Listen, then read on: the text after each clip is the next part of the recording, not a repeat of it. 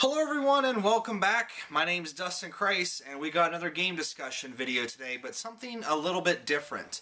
I've been playing Xenoblade Chronicles almost exclusively here the last month, really. And I'm really starting to think that I need to take a break from it. I need to put it back in its case and sit it on the shelf for a while because I'm 50 hours in.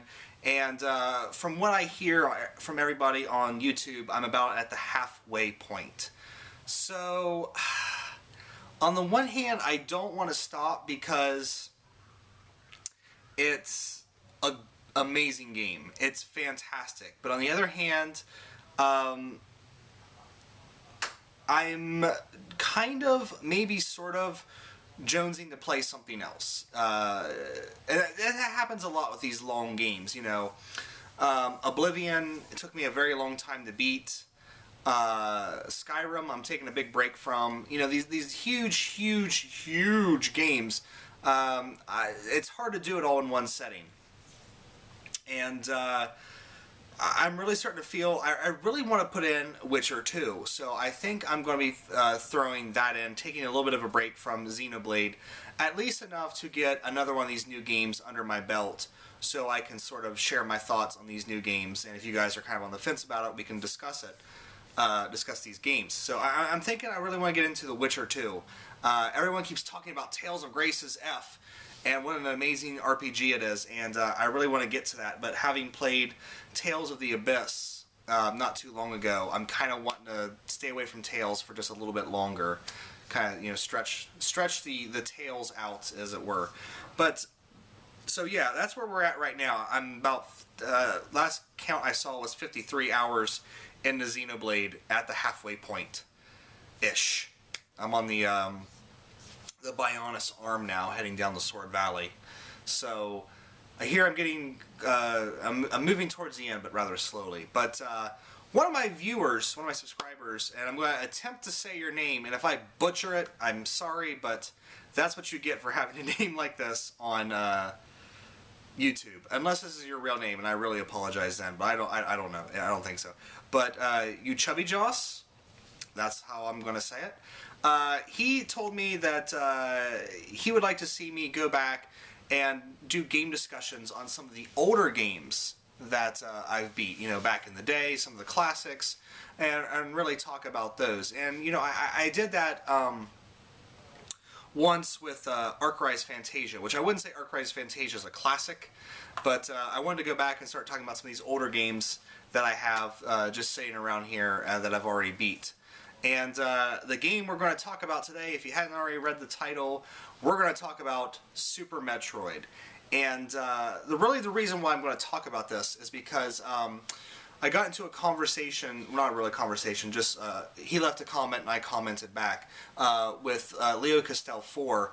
He really likes the Metroid Prime games in the series, whereas my heart is always going to be with Super Metroid, and it's a generation thing. You know, I'm like 10 years older than him, and this was the, you know, the Metroid of my era, and you know, the Prime games are the Metroids of his era, so it's just a generation gap thing. But I did want to go back and talk about this amazing game because, in all honesty, this is my favorite Metroid game out of every game that's ever come out. I still haven't played Other M, so, you know, I don't think that's going to, you know, unthrone Super Metroid, but just, you know, in all fairness here, I have not played Other M yet.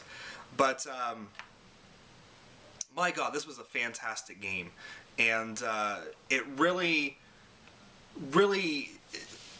it's kind of indicative of the Super Nintendo era, because I really feel like a lot of the games that Nintendo put out, they really perfected with the Super Nintendo. Like the NES, a lot of those games, while they're still fantastic, kind of felt like dry runs. The Mario games, you know, there was constant refinement in the Mario games up to the point of Super Mario World. And Super Mario World, to me, is the best Mario game ever made. A lot of people think that a lot of people, and Nintendo Power included, think that Super Mario Galaxy is the best Mario game ever made, but my heart will always lie with Super Mario World. Legend of Zelda, Zelda 1 and Zelda 2 are great games, But when it got to Link to the Past, it was just such a perfect culmination of what Zelda was. And in a lot of ways, while I still like Ocarina of Time, and I still like all the other games in the series, it feels like they're always trying to get back to that perfection that was Link to the Past. Same thing with the Metroid series. Metroid 1 was, it's not a great game, but it's a very good game. And really Metroid 2 was when Metroid got really good. You'll get lost as crap in that game because there's no map, and all the places look the same because of the pea green Game Boy, and it's hard as shit. But it's still a fun game to get lost in. And then, man, when Super Metroid came out, it took everything that came before it, added in a map, and an amazing sort of premise of a story. And it just took off, and it never let up. So let's get into it, and let's talk about this game. Now, if you go out to find a Super Nintendo cartridge of this game, it is a little bit expensive. I don't actually remember the last time I saw a Super Metroid cart in person, but I want to say it'll run you upwards of $40, which $40 will be about the low end that you'll pay, and it'll probably go up from there. And of course, if you buy it with a box and blah blah blah blah blah, it'll cost you more than that. This is my original Super Metroid cart. I was smart enough to keep a hold of this because just if I ever do a top 10 list games of all times, this would easily make the top 5. It's just that good of a game. So, but you can get it on there. I believe it is on the Virtual Console, but since I already own the game, I have not gone to the Virtual Console and looked. So anybody who knows more about that, definitely let me know. Make sure I'm not, speaking out of my ass here, because I kind of am. But, if I already have the game, I'm not going to go onto the Virtual Console and look for it. But I do believe that Super Metroid is on the Virtual Console. And I would definitely tell you guys, you have a Wii, and you're looking for something to play, you haven't bought Xenoblade, definitely go on there and download Super Metroid. So, let's get into the game here, and let's discuss it. And really, when you get down to this game and you think about it, this really should have been the last Metroid game. When you look at Metroid 1, 2, and 3, this Super Metroid is Metroid 3. Super Metroid really feels like the end of the series. In Metroid 1, you have the Mother Brain, or Samus going out against the space pirates, fighting the Mother Brain on the planet Zebes, or Zebus, or however you want to say it, and fighting out the Metroid threat that was posed by the space pirates. In Metroid 2, she's sent out to the Metroid's home planet in order to eradicate the species.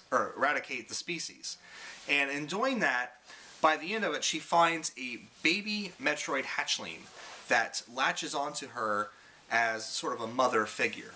So, when Super Metroid starts up, Samus, it starts off so great, you boot up the game, and the little Nintendo thing comes up, and it says, the last Metroid is in captivity. The galaxy is at peace. And I was like, speech in a game?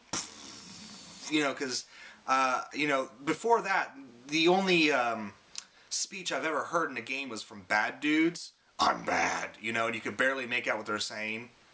That was actually pretty damn close to... I mean, it might need to be a little bit more gravelly, so you... Maybe like, but Bad Dudes was the first time I remember hearing speech in a game, and it was such garbled nonsense that it was awful. But when Super Metroid came up and it was crystal clear, I was like, oh my god, the future has arrived. And immediately from that point, you have the amazing opening shot of the laboratory. That the baby Metroid hatchling is just kind of sitting there in the tube, and you see these bodies lay on the side, and the music that starts off the game just sets a wonderful tone. It's the Metroid theme, and it comes in with like a boom boom boom boom, and it's just like, this is going to be the greatest game ever. But anyway, the story picks up after Samus has handed off the Metroid hatchling to these scientists so they can, of course, study it and do all this stuff to it. The base that the Metroid hatchling is stored at gets attacked by the remnants of the space pirates, led by Ridley again, who somehow inexplicably is still alive after being beat in the first game. and they, you know, snatch the baby Metroid, and of course, holy shit, everything is going to hell again because the Metroid threat is back, and Samus scoots off to Planet Zebes again to fight the space pirates once again. Man, I'm telling you what, there has not been a game. You know, there's a lot of games out there with great atmosphere, and but to go back to the Super Nintendo, the 16-bit era, it's really easy to do atmosphere in today's 3D games, but to go back and do a side-scrolling 2D action adventure game with this much atmosphere is just astounding. The music, it always puts you in this mood of, you know, holy crap, I'm on this planet alone fighting against these incredible odds. The environments are always, you know, creepy, and you really do get like this oppressive sort of isolated feeling of just being alone by being in these environments. It's amazing what they did with the Super Nintendo. There are parts of this game that are, you know, when I was playing as a kid, I was creeped out. The wrecked ship, creepy as shit, man. Creepy as shit. Brinstar always creeped me out because it's a very kind of lush, subterranean tropical environment, and just like the living plants and things like that just always really kind of creeped me out. But this game just oozes with atmosphere and I don't want to say atmosphere every time, but just this overwhelming feeling of it's you versus this planet. Not only are you fighting the space pirates, but you're also fighting this planet. And there really haven't been a lot of games in the Metroid series after this that have really, you know, done that for me. You know, Metroid Prime 1 was really great. I'm not going to lie to you. I love the Prime series. I think it's very good. A very good way to take Metroid into a 3D environment. But at the same time, it just did not have the same atmosphere that Super Metroid had. So you start off, you know, as your weak normal Samus self in your weak power suit, which is not all that weak, but and of course as you move through the game you find all kinds of secrets. This game is just jam-packed with secrets, and I've never completed it 100%. I want to go back, I want to get a guide, I want to be able to find everything in the game and get that 100%. So I can, you know, tell myself that I did it. But you know, the storyline, I don't want to get too much into it, but it's very minimal, okay?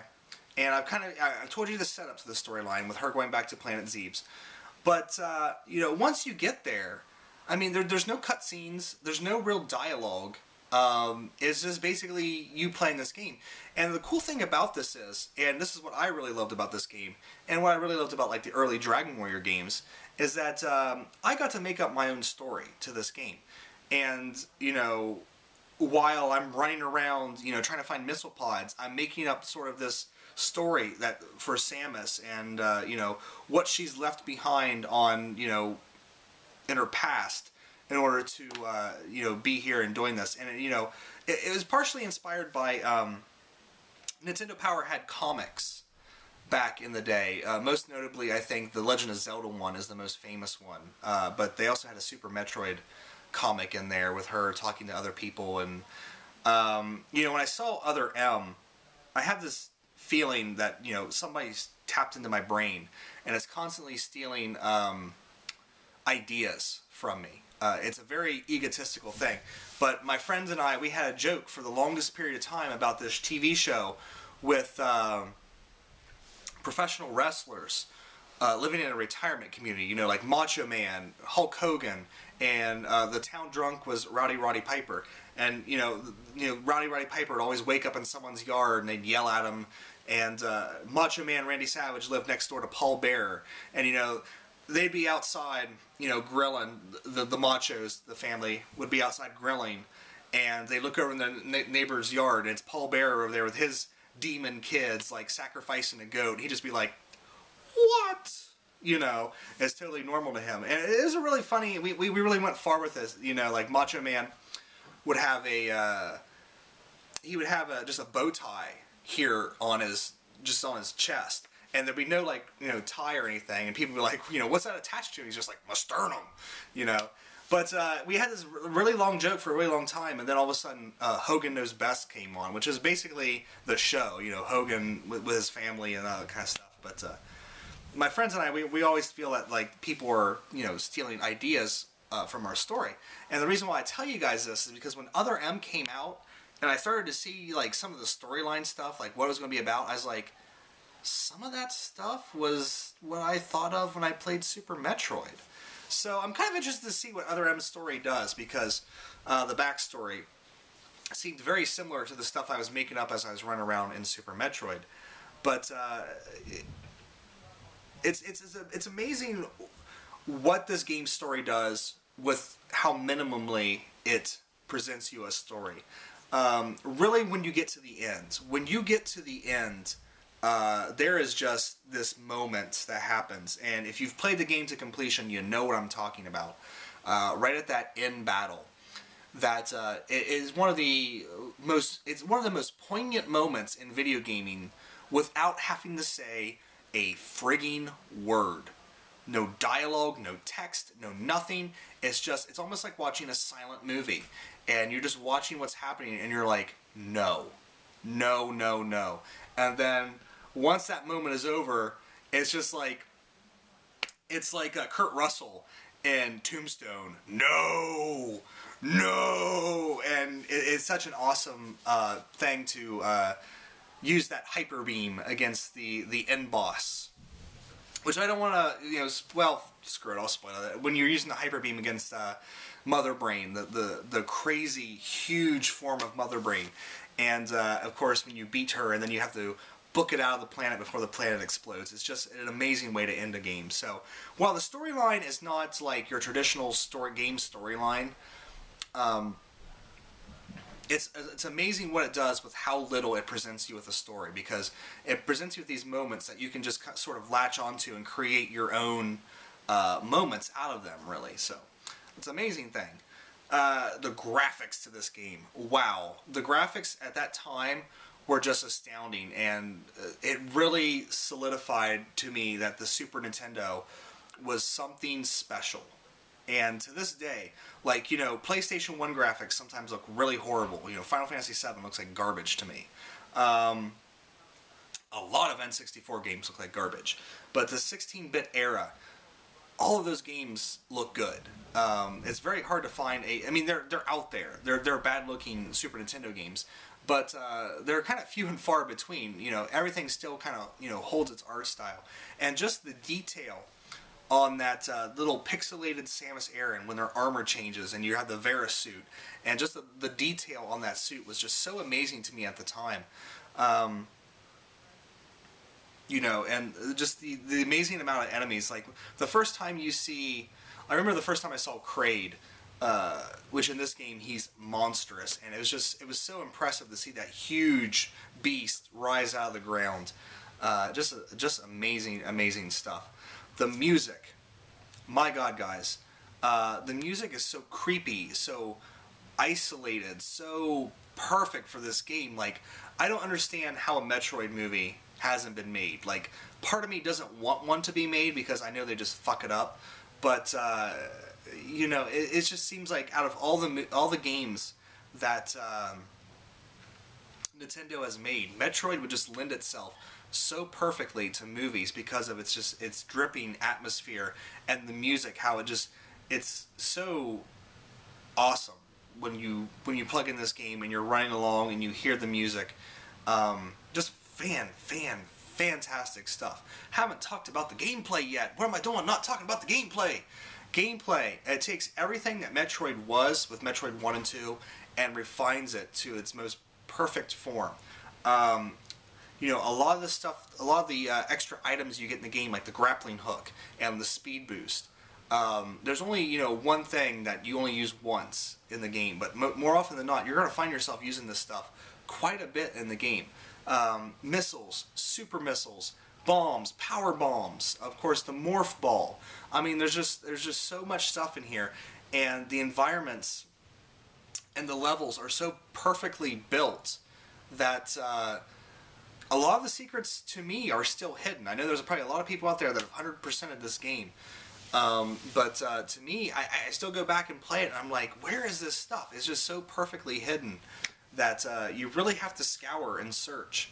And, you know, I wonder if there's anybody out there that's ever 100%ed this game on their own.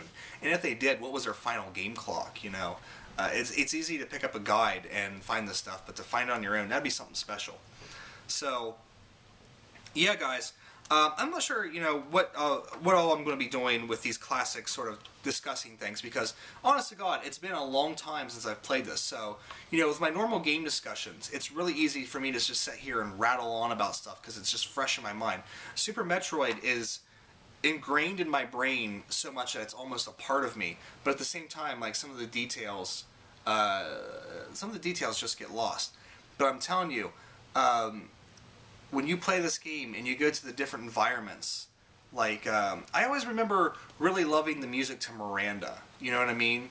The water stages, and, you know, there's just so many moments that were just so cool in this game. Like, you're going through one stage, and you go through a door, and all of a sudden you're in this glass tube that leads to another door, and you can't get out of it until you get power bombs. And when you get power bombs, you can shatter that and then go explore this water world once you get the correct armor to move in water. And it was just such a cool thing to, you know, just be screwing around. And all of a sudden, I just was in there and I let off a power bomb and it broke and shattered, and Samus fell down this pit to this bottom of this thing. And I was like, what did I just do? You know? In a lot of ways, this was kind of like an open world game before we really knew what open world games were, because you can just go in there and just explore.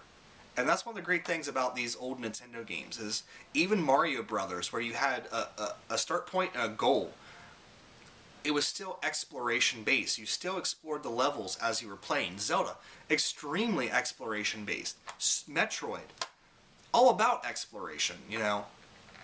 And I think in a lot of ways that was when Nintendo was really at its zenith, when it was making games that forced you to explore.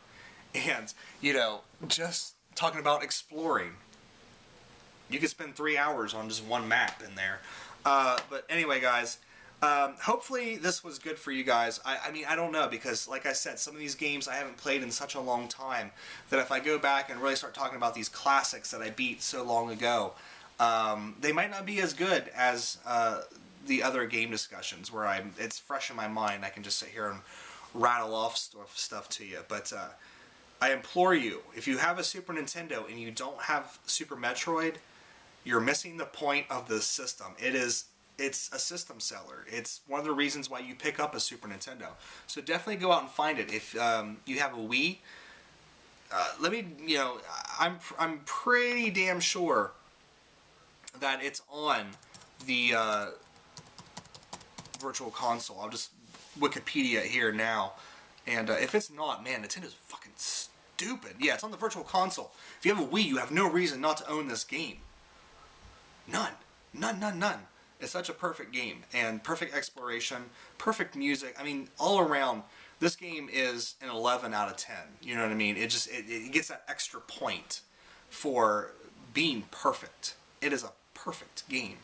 And if you haven't played it, I definitely implore you to check out Super Metroid, especially if you like the Castlevanias, like the 2D Castlevanias on like the DS and stuff. If you've picked those up, if you're a new gamer and you got into gaming with that system and you picked those up, go back and play this and see where that sort of, you know, the Metroidvania really started, because, you know, Castlevania started off as sort of a by the levels action game, whereas Metroid was always this sort of exploration thing. So Metroid really started that genre.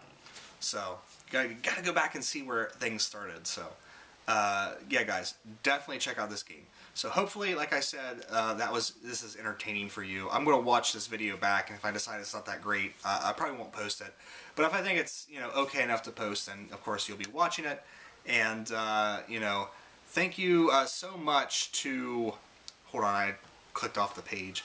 I gotta look at your name again to remember how to pronounce it. Yuchubbijos?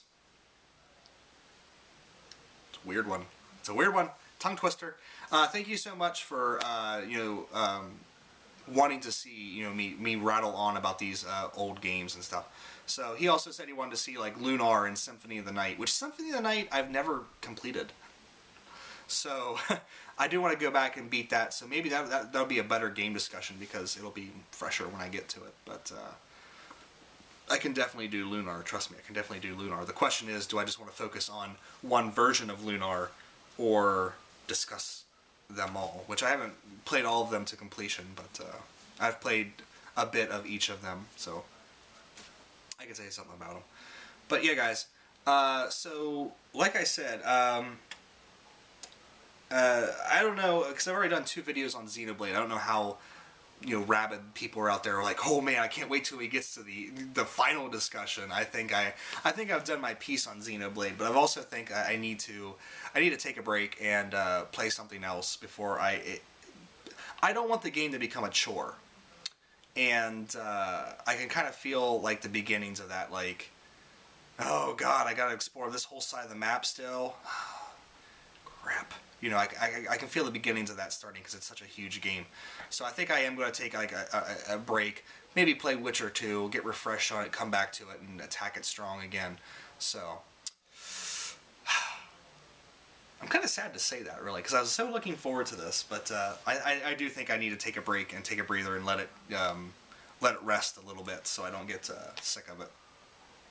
But yeah, guys, Super Metroid. God damn, it's a good game. So, thank you guys so much for watching. I'm dustinkreis. I'll see you next time. Take care, and keep playing those games. Keep making your videos, and keep commenting, because I love talking to you guys. Alright, see you guys later. Bye.